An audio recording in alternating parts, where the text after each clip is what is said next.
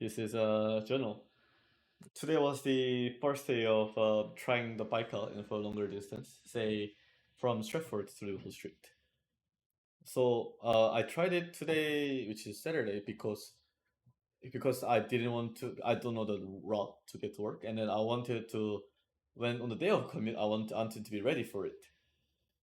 I tried it, and then it didn't took much longer than expected. So Google Maps said 30 minutes, and then one of the alternative route was 35 minutes, 40 minutes, and I just took 45 minutes, which when I include the time that I looked at maps, stopped halfway, getting familiar with the road, I think it was quite nice, quite not too bad really.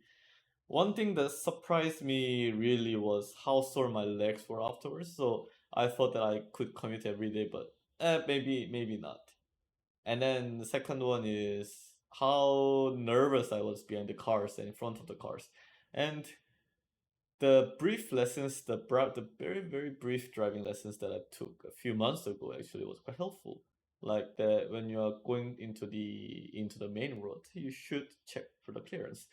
Or when you are in the main road itself, you don't have to really check for people coming out of the corners, although it'll be good if you do so. Um, just why when I didn't feel great was when let's say I'm behind the car and there's a small leeway on the sides behind next to the like cars are stopping, so there's a small section that leads up to the traffic light, and then usually other cyclists can go there and wait for it.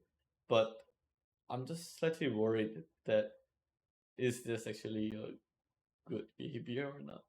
Anyways, for today I decided to stay behind the car and then just wait for the signal to turn green.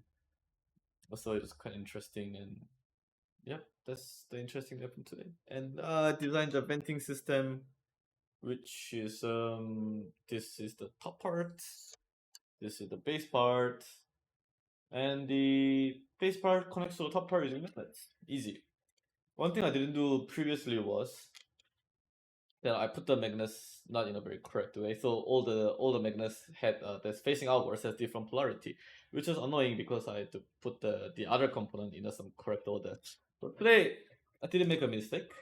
And then what was nifty was that I learned that I didn't use glue. I just made it to the just to fit the size exactly, like 8 millimeter magnets. I just used 8 millimeter holes, and on top, I just hammered it through. I just put the magnets together, put it on top of one another, and I hammered it on my desk, and it fit through.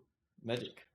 Another thing I did was see this. This is the you can see the 3D printer kind of struggled to print this at the bottom, but it managed it. Magical. So, yeah, this is meant to be used when my resin printer is giving out toxic fumes, and I don't want it to come out, but I still want to paint at the same time, and I want something to cover the hole. In the meantime, here we are. Neat. And doing this like matching set magnets instead of like having different polarity and having to fit through it in my previous version leads to a lot stronger binding, which I'm quite surprised.